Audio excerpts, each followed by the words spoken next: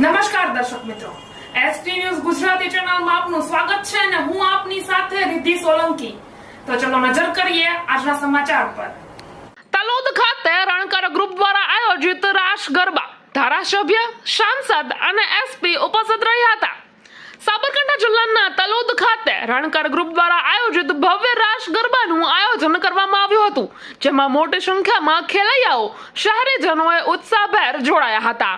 આ ધાર્મિક અને સાંસ્કૃતિક કાર્યક્રમમાં પ્રાંતિજ તલોદના લોકલાડીલા ધારાસભ્ય શ્રી ગજેન્દ્રસિંહ પરમાર, સાબરકાંઠા અરવલ્લીના સાંસદ શોભનાબેન બારૈયા, પૂર્વ ધારાસભ્ય મહેન્દ્રસિંહ બારૈયા, વિજયભાઈ પંડ્યા, સાબરકાંઠા જિલ્લાના પોલીસ અધિક્ષક એસપી ગોહિલ સાહેબ, બાદરજના મુવાડાના વિહતમાના સેવક મુકેશભાઈ, તલોદ નગરપાલિકા પ્રમુખ રમલાબેન ચાવડા, ભાજપ પ્રમુખ કૌશલભાઈ ગજ્જર, દિલીપભાઈ ચૌધરી, હરેશભાઈ ચૌધરી, ગુણવંતસિંહ સોલંકી, રંગુસિંહ સોલંકી, વિશ્વ હિન્દુ પરિષદના પ્રમુખ ટીનુભાઈ ઝાલા, કોર્પોરેટર મેહુલભાઈ પટેલ, પ્રકાશસિંહ ઝાલા, વિનુભાઈ સુથાર, હઠીસિંહ ઝાલા તથા રણકર ગ્રુપના સર્વ સભ્યો ઉપસ્થિત રહ્યા હતા.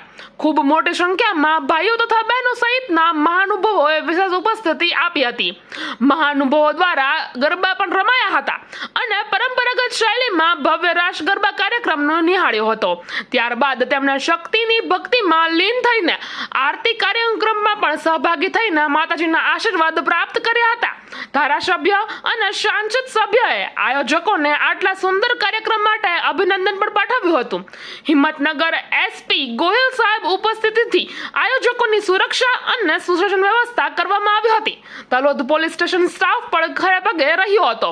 સમગ્ર કાર્યક્રમ ભક્તિમય, આનંદમય અને સફળતાપૂર્વક સંપન્ન થયો હતો. મોટી સંખ્યામાં ભાઈઓ બહેનો દ્વારા ટ્રેડિશનલ કપડામાં ગરબાની મોજ માણી હતી. નાસ્તા માટે ટોલ પણ રાખવામાં આવ્યા હતા. નાસ્તાના ટોલમાં બટેકા પૌવા, ગોટા, દાબેલી, વડાપાઉં અને પાણીની બોટલો. ખેલૈયાઓ દ્વારા ગરબા રમ્યા પછી નાસ્તાના ટોલની પણ સુંદર વ્યવસ્થાની મજા માણી હતી. પ્રેસ રિપોર્ટર પરેશભાઈ શર્મા સાથે એસટી ન્યૂઝ ગુજરાતી, તલોદ, સાબરકાંઠા.